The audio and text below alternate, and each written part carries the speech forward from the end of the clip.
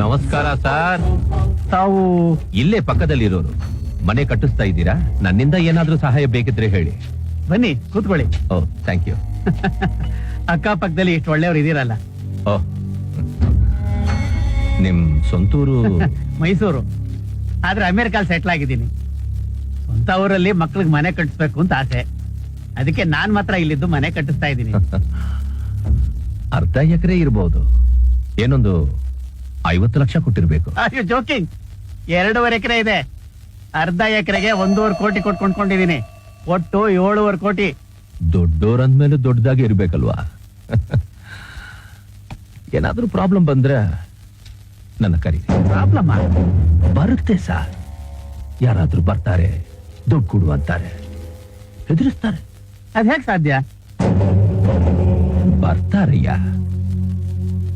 ಯಾರು ಬರಕ್ ಸಾಧ್ಯ?